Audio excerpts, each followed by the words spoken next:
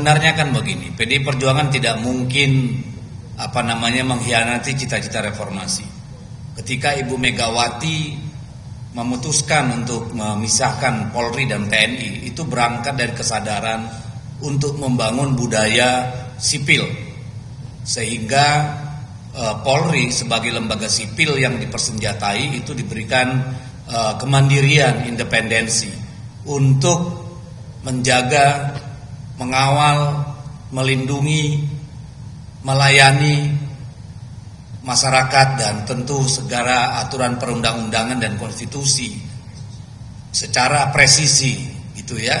Mereka punya sumpah yang namanya Tribrata dan Catur Prasetya, yang kalau dilihat butir per butir itu sungguh-sungguh satria sifatnya ya. Tapi yang kita alami kan selama ini institusi Polri tidak saja di bidang politik, tapi hal-hal yang terkait dengan institusinya sendiri dan pelayanan pengayomannya terhadap masyarakat mengalami degradasi luar biasa.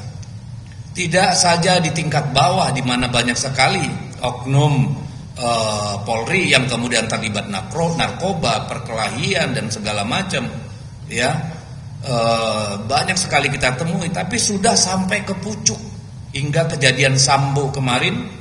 Kita melihat betapa mengerikan.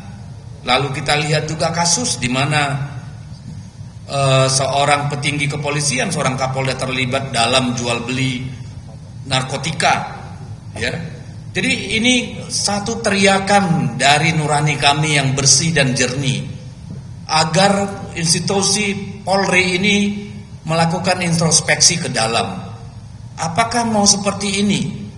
Lembaga Polri yang menjadi benteng masyarakat sipil kemudian menjadi institusi yang mengangkangi namanya peraturan, hukum, perundang-undangan, yang ikut mengintimidasi masyarakatnya, cawe-cawe di bidang politik.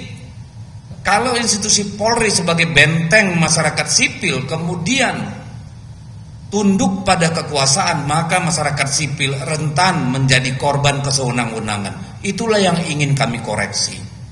Dan itu sejalan dengan dukungan yang kami terima dari masyarakat luas, baik dari insan bayangkari negara sendiri, Polri, yang berkomunikasi dengan kami, baik itu masih aktif maupun pensiunan, bahkan dari TNI, semua kelompok masyarakat sipil, intelektual, politisi, semua merasakan kebutuhan agar Polri melakukan introspeksi ke dalam, memperbaiki diri.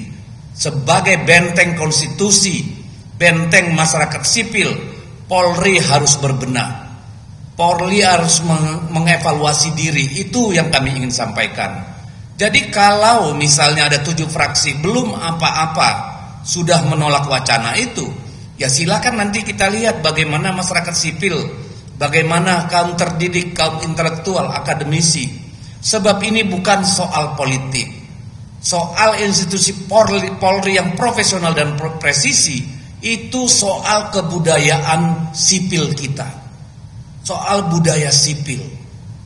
Ya, jadi kalau budaya sipilnya rusak, maka demokrasi akan berjalan mundur.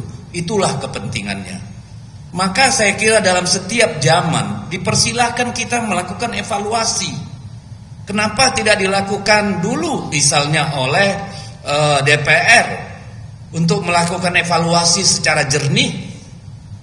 2 tahun yang lalu wacana mengembalikan Polri di bawah Kemendagri seperti pada awal-awal Republik berdiri itu sangat kencang, ya, baik dari DPR sendiri maupun dari para peneliti, para intelektual, akademisi, itu kencang sekali. Silakan Anda Google, ya. Jadi bagi kami yang paling penting bagaimana Polri kembali menjadi perkakasnya rakyat, bukan perkakasnya penguasa. Itu yang paling penting.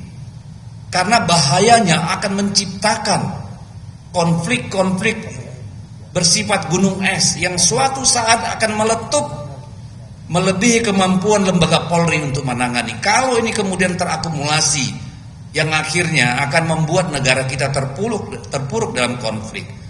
Oleh karena itu kami mengimbau, debat ini silakan kita lanjutkan, jangan diputus di tengah jalan.